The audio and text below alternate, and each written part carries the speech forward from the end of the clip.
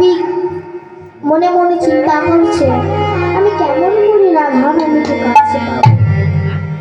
এই বলে দুষ্টু বুদ্ধি মাথায় এনে নৌকার দুই দিকে দুই পদ দিয়ে দোলাচ্ছে আর বলছে, ডুবিল ডুবিল চলো না করি,